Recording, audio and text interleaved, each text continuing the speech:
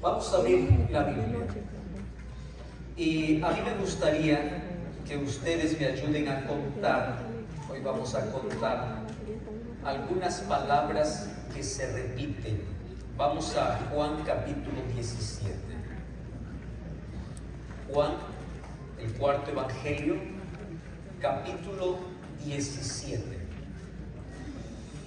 Antes quiero mencionar que el capítulo 17 es el cierre de un sermón. Miren, curiosamente, nosotros oramos y abrimos la Biblia para poder predicar. Más en el capítulo 17 de Juan, yo encuentro de que es la conclusión de un sermón que se comenzó en el capítulo 14. No es un sermón dado para multitudes, es un sermón dado para los discípulos de Jesús, para las personas que estuvieron cerca de Jesús en todo momento y durante todo su ministerio.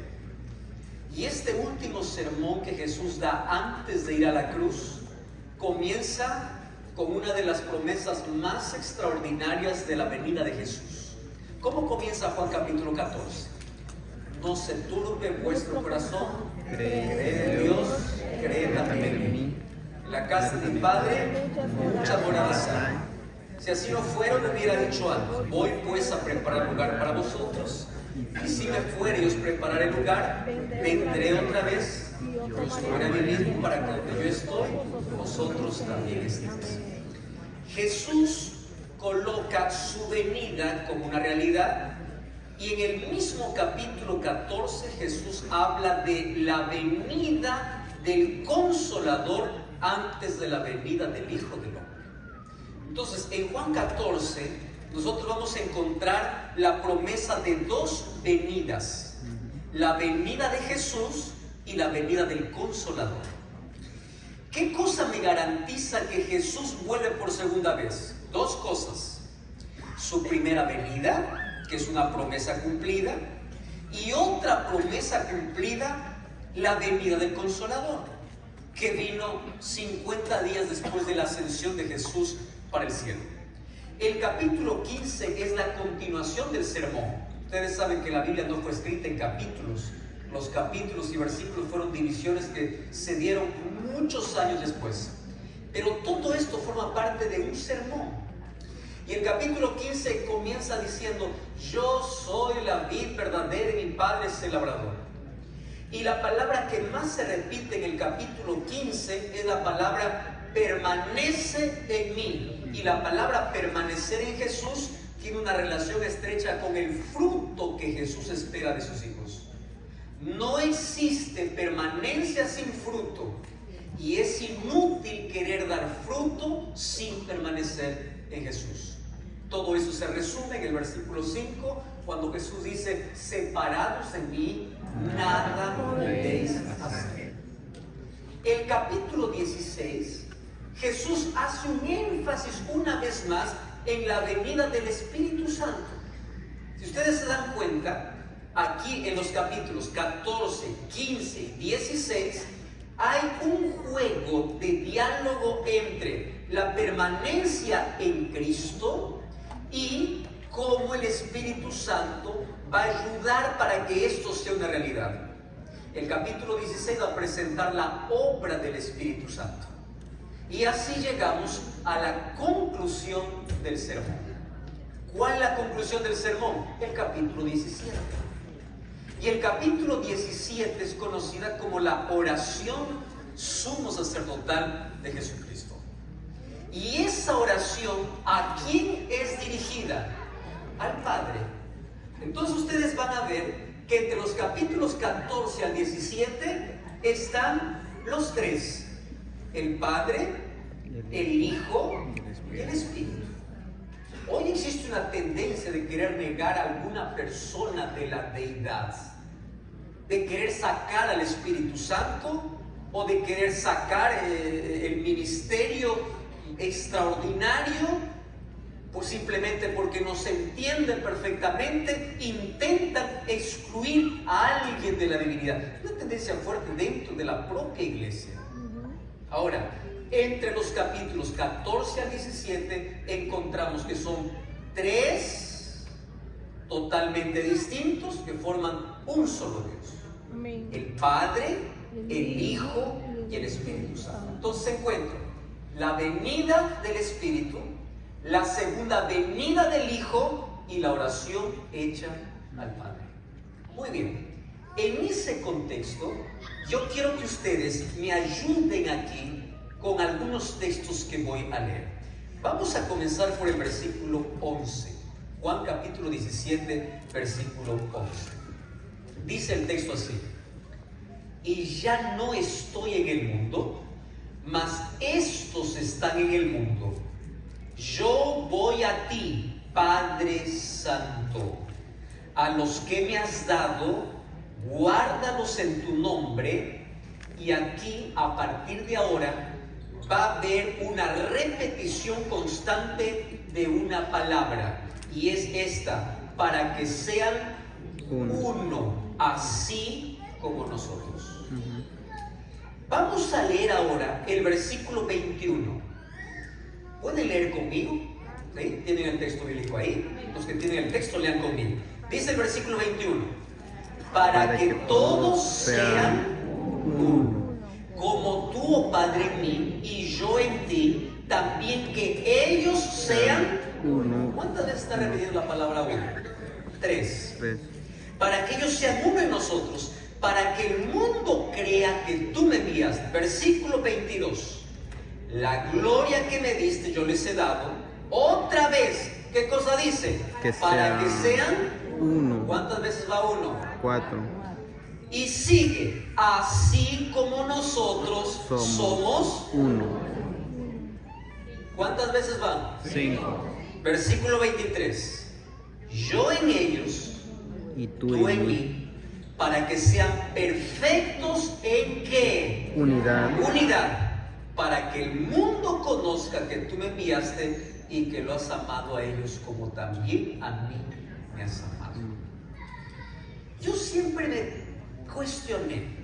Anoche me parece que les dije, una de las cosas que me encanta de la Biblia al momento de leer es preguntar al autor o al personaje. Y en mi reflexión personal, yo hice la pregunta para Jesús: ¿por qué tanto repites uno? ¿No es suficiente una sola vez decir: Padre, que todos sean uno, así como tú y yo? Y listo, abordamos otros temas, la oración continúa, pero nuevamente parece que sale de la oración y vuelve: Padre, que sean uno. Y como si el Padre no le escucha, otra vez: pero te suplico que sean uno. Y uno se repite 6 veces. ¿Por qué? ¿Por qué tanta preocupación de parte de Cristo para sus discípulos por la unidad? ¿Por qué razón? Y analizando el contexto, la historia de la iglesia, nos damos cuenta con una realidad. Si el diablo algo intentó en la historia,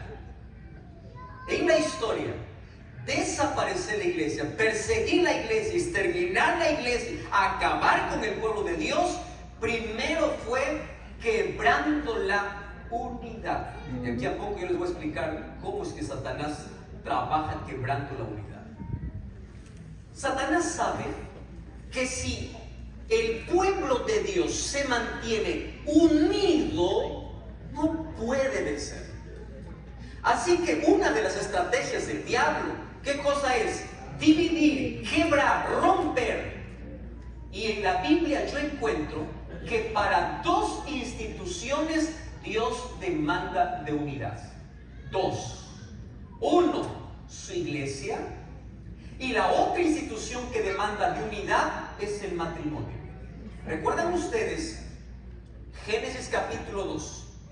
¿Qué cosa es lo que dice el texto bíblico? El versículo 18: no es bueno que el hombre esté solo. Versículo 24: por tanto dejará el hombre a su padre y a su madre y se unirá a su mujer, y los dos, ¿qué cosas serán? una carne. Ellos son diferentes, pero los dos están en una unidad. Pero no es una unidad como yo imagino, es una unidad como Dios quiere. ¿Cuál es la unidad que Dios quiere? Así como están unidos el Padre, el Hijo y el Espíritu Santo, así la pareja necesita estar unida y unida a Cristo. Amén. La iglesia necesita tener la unidad que tiene la divinidad. Por eso que Jesús deja claro: Padre, que sean uno, así como nosotros somos. Entonces, cualquier intento de alguien levantarse en la iglesia para quebrar la unidad no es otra cosa que instrumento de Satanás. Es otra. Si alguien se levanta para dividir, para quebrar, para levantar suspicacias, para poder quebrantar la fe, dividir a la iglesia, no es obra de Dios. Dios, aquí encuentro la mayor oración que Jesús hace: por favor, que sean uno, uno y uno. Se repite 6 veces. Porque el diablo va a intentar quebrar la unidad. ¿Y qué sucede cuando la unidad se quiebra? Hay otra palabra que se va a repetir. Vamos al versículo 14 hasta el versículo 16. Miren la manera como otra vez hay términos que se repiten. Versículo 14. Yo les he dado tu palabra. ¿Qué cosa es lo que Jesús dio? Tu palabra. Palabra. El mundo los aborreció. Ahora, acompáñenme a ver este juego de palabras. El mundo los aborreció porque no son del mundo, como tampoco yo soy Del mundo. del mundo. Bueno, nuevamente el versículo 15. No ruego que los quites ¿de dónde? Del mundo, sino que los guardes del mundo. Versículo 16. No son del mundo, como tampoco yo soy Del mundo. Otra vez aquí.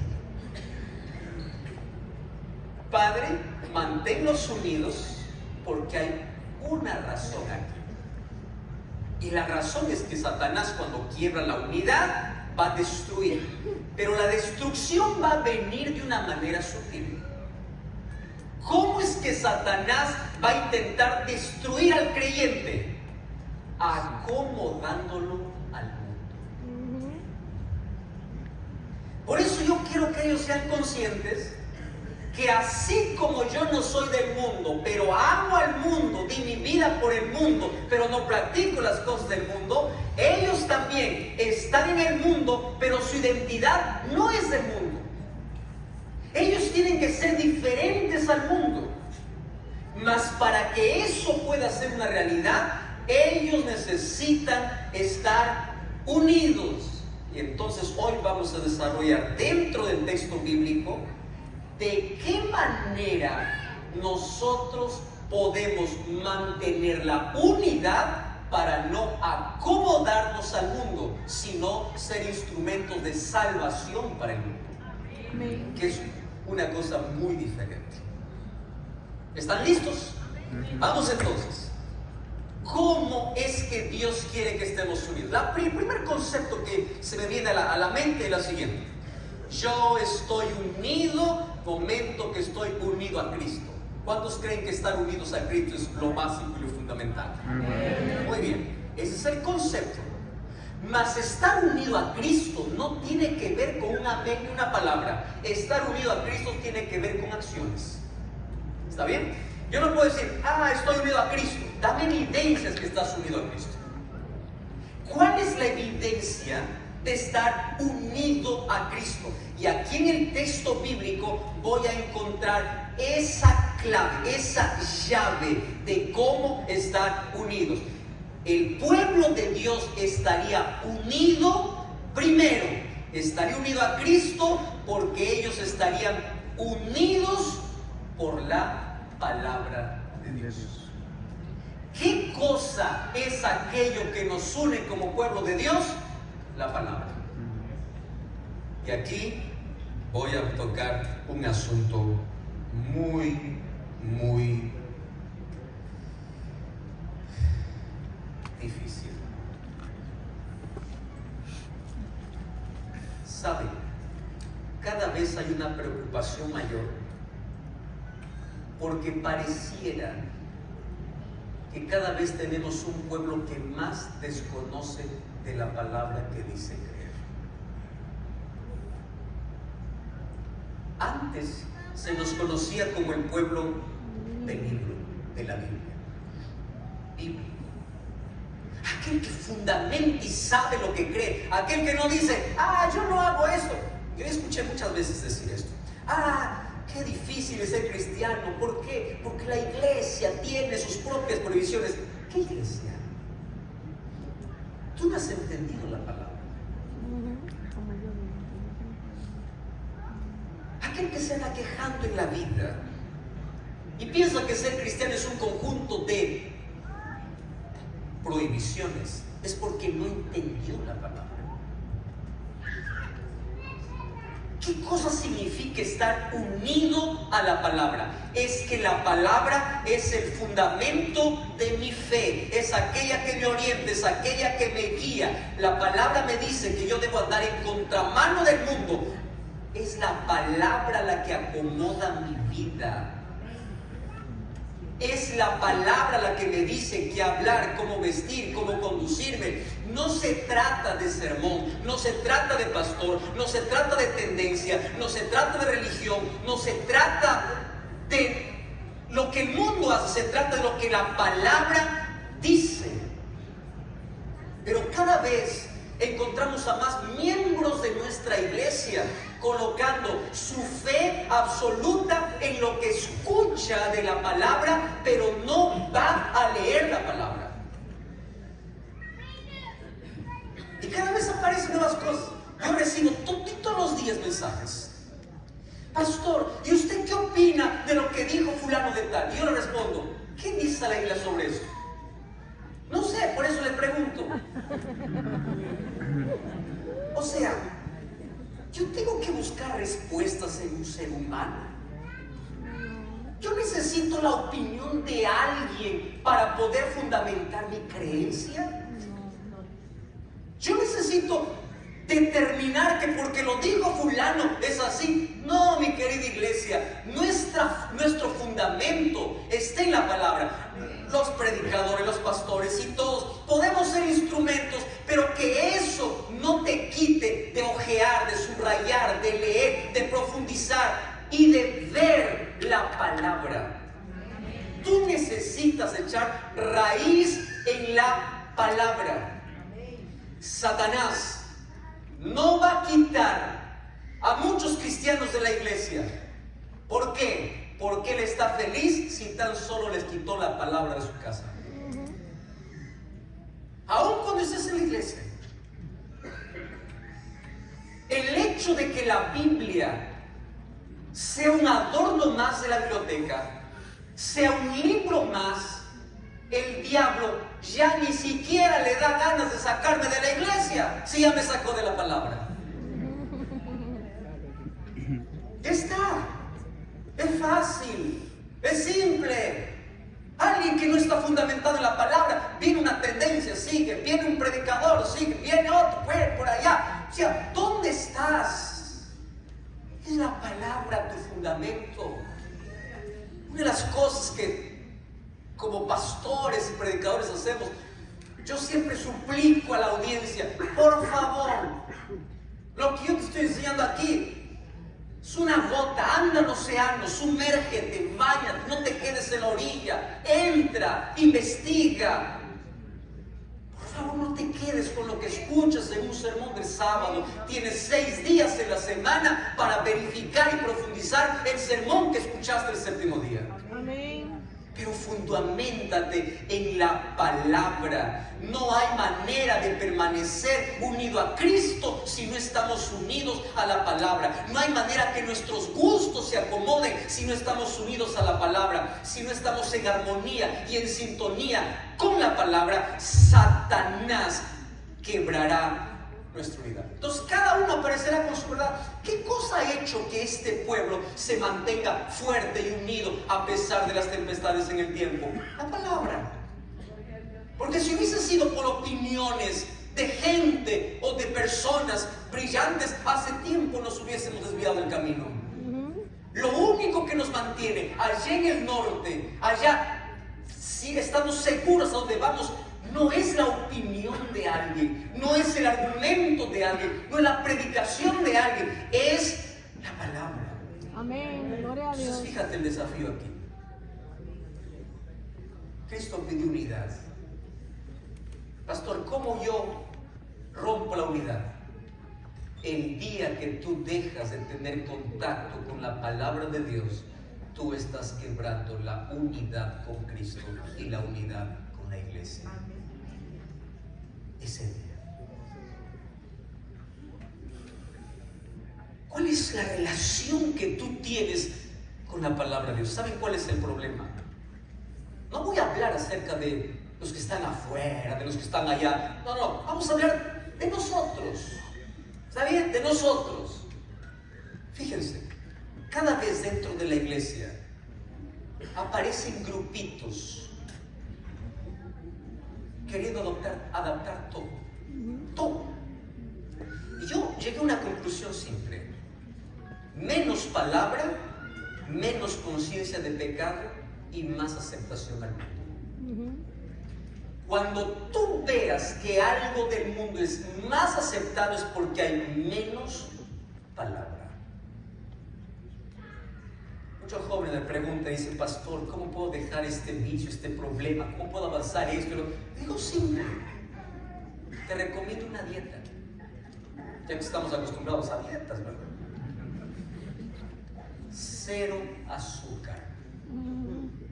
No, pastor, te bromeando. No, te estoy diciendo 0 azúcar. Tú sabes que el azúcar es ahí, no voy a dar aquí clases de salud porque acá hay médicos. No voy a hablar cualquier cosa que no esté debido. En conclusión, el azúcar mata. Muy bien. ¿Cuál es el azúcar que tú estás colocando a tu vida? Entretenimiento, diversión, esto, lo otro. 0 azúcar a tu mente. Pero esto pruébalo desde el lado físico. Yo una vez yo intenté hacer esto. Ustedes no saben la necesidad. Aquellos que han hecho esto me van a entender mejor. Tú dejas de comer azúcar una semana, o de tomar o comer azúcar una semana. Tú no tienes idea cómo el cuerpo te grita por un granito de azúcar. Yo lo hago mucho, sí, pero no soy así. ¿Les ha pasado o no? Yo no soy mucho. Varios han hecho esa dieta. Soy grande. ¡Ay! Pero si tú con disciplina dices no, y sigues y no, dentro de 2-3 semanas tu necesidad del azúcar va perdiendo, se va perdiendo. Y después, vamos a imaginar, después de 3 semanas, después de un mes, tú te vas y tomas un refresco. Ese refresco que antes te parecía como agua, tú pruebas apenas un bocado y dices: ¡wow! ¡Qué dulce! De verdad. ¿Qué pasó? Yo no tomo refresco. ¿Qué es lo que pasó?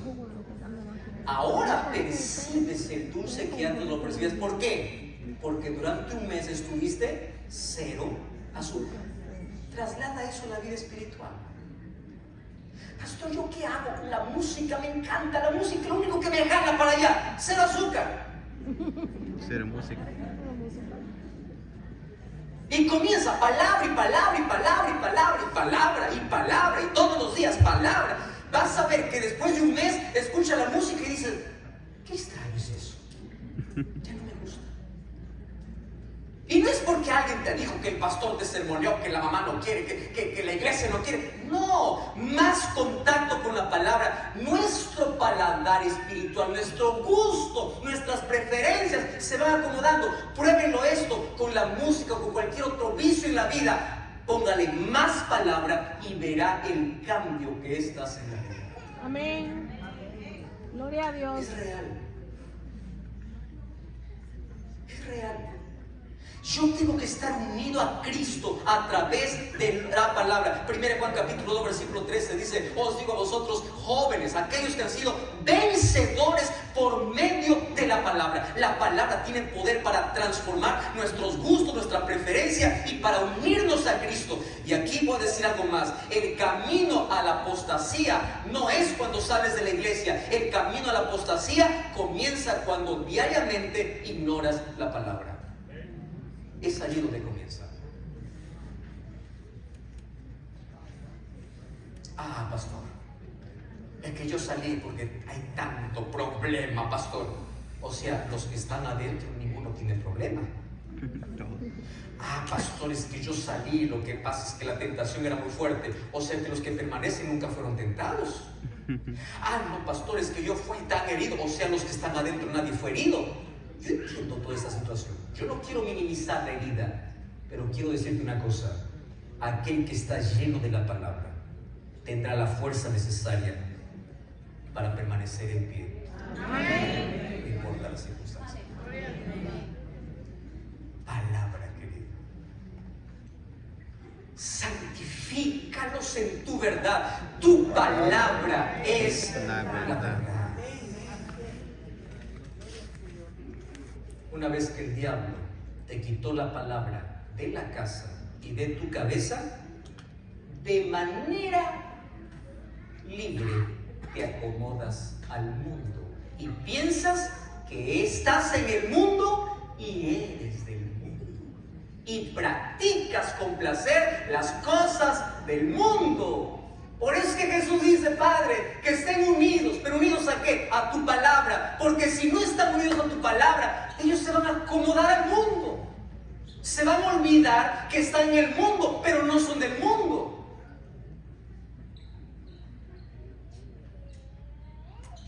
Hace que ellos puedan perder la identidad. Ustedes saben cómo es el proceso de cómo el ser humano se acostumbra al pecado, ¿no? Primero se escandaliza, luego lo minimiza, luego lo justifica y finalmente lo normaliza.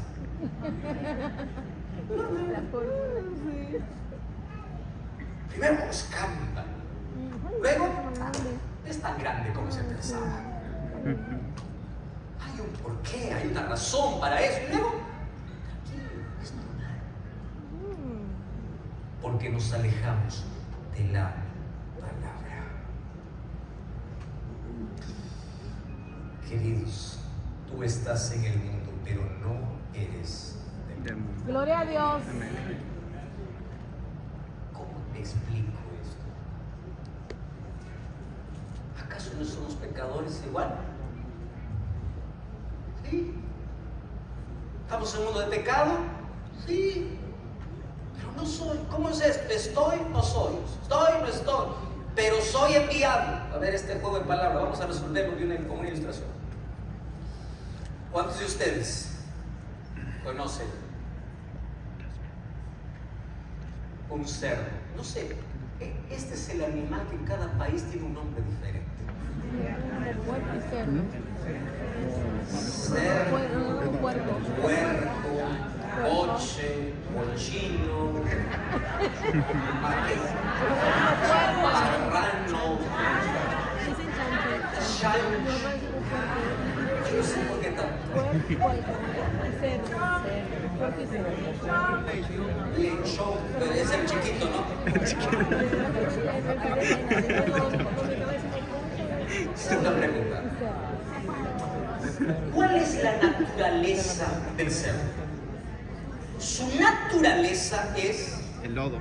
Mirar lodo y al lodo llamarlo vida. ¿Es así o no? Sí. No, pastor, es que yo tengo un cerdito limpio. yo doméstico, yo lo he limpiado, él no está, él ya cambió, no cambió. Ponlo cerca del lodo para que vea si cambió o no. Porque el problema está en su naturaleza. Exactamente. ¿Correcto? Es su naturaleza. ¿Cuántos de ustedes conocen el gato?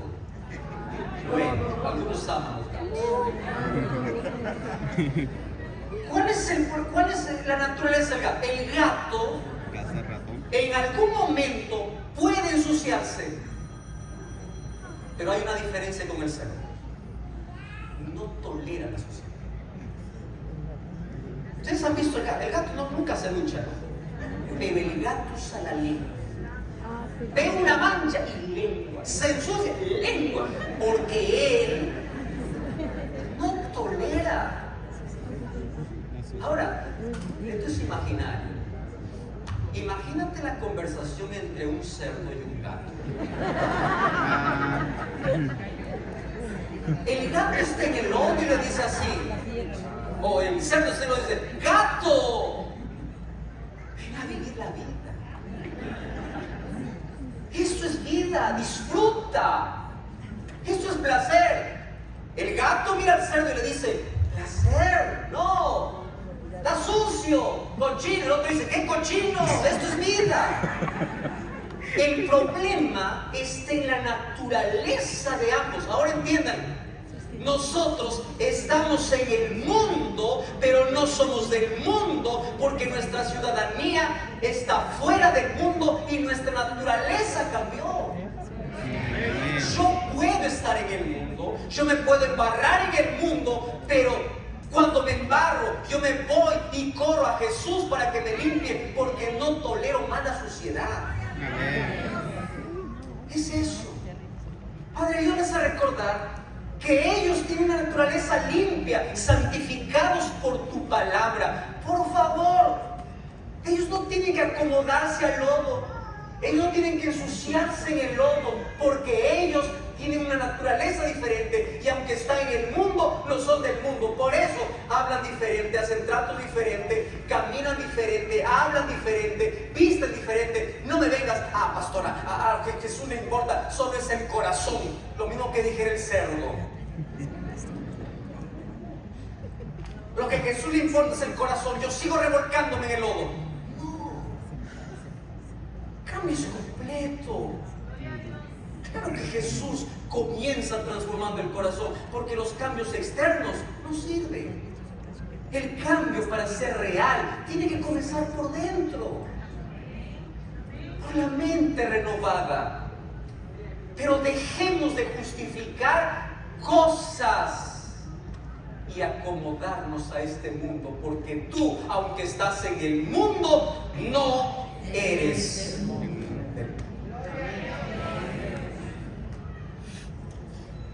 Estamos unidos a Cristo por la palabra, pero hay otra razón.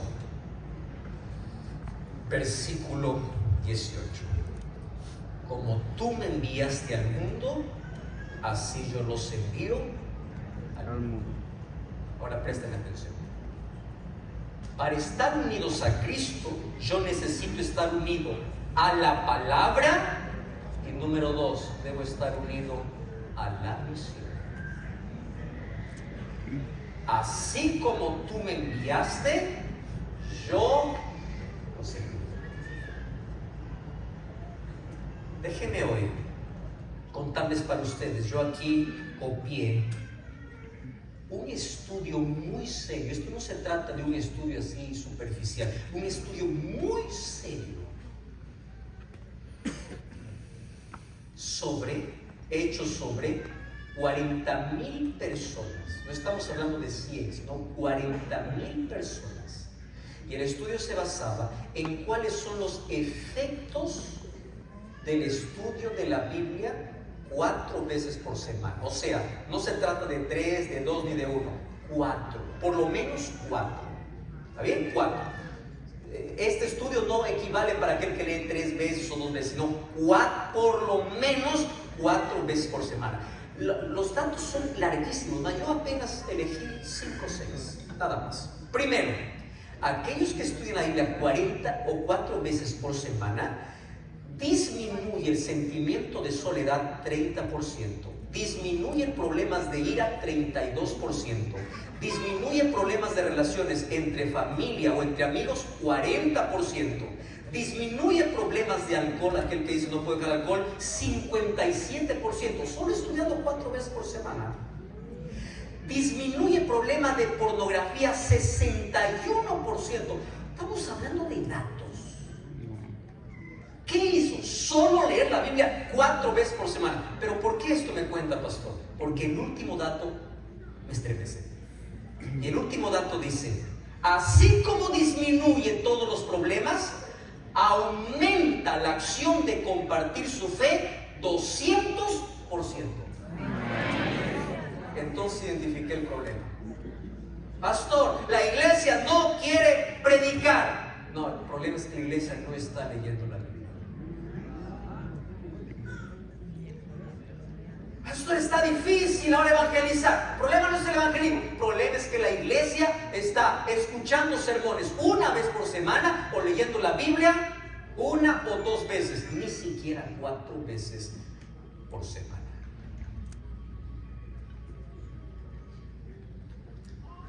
El diablo no necesita sacarte de la iglesia si sacó tus ojos de la Biblia. Queridos líderes, con todo el amor del Señor, llevemos a nuestra iglesia a la palabra. Y ustedes sean líderes de la palabra.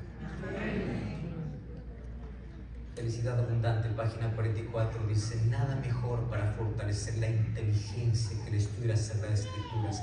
Ningún otro libro es tan potente para elevar los pensamientos, dar vigor a las facultades, como las ennoblecedores verdades de la Biblia. Si se estudiara la palabra de Dios como se debe, los hombres tendrían grandeza de espíritu, nobleza de carácter y firmeza de propósito que raramente se ve en este tiempo. Por eso es que el diablo tiembla cuando tú tienes contacto con la palabra. Cristianismo no es un evento de un fin de semana, es un encuentro diario con Jesús. Ponte de pie. ¿Tienes tu Biblia? ¿Cuántos tienes tu Biblia? Levanta tu Biblia. Repite conmigo lo siguiente. Por la gracia de Dios. Por la gracia de Dios. Todos los días de mi vida. Todos los días de mi vida. Dedicaré tiempo para estudiar la palabra de Dios. Dedicaré tiempo para estudiar la palabra. Mis gustos y preferencias de la vida. Mis gustos y mis preferencias de la vida. Se ajustará a la voluntad de Dios. Se ajustará a la voluntad de Dios. No será lo que yo quiero. No será lo que yo quiero. Será lo que Dios quiere para mí. Será lo que Dios quiere para mí. Querido Dios. Querido Dios. Aquí estamos con tu palabra en nuestras manos. Aquí estamos con tu palabra. Todos los días colócala en nuestro corazón. Todos los días colócala en nuestro corazón. Ayúdanos a estar unidos a Cristo. Ayúdanos a estar unidos a Cristo. Unidos en la misión. Unidos en la misión. Unidos a tu palabra. Unidos a tu palabra. Y no acomodados a este mundo. Y no acomodados a este mundo. En el nombre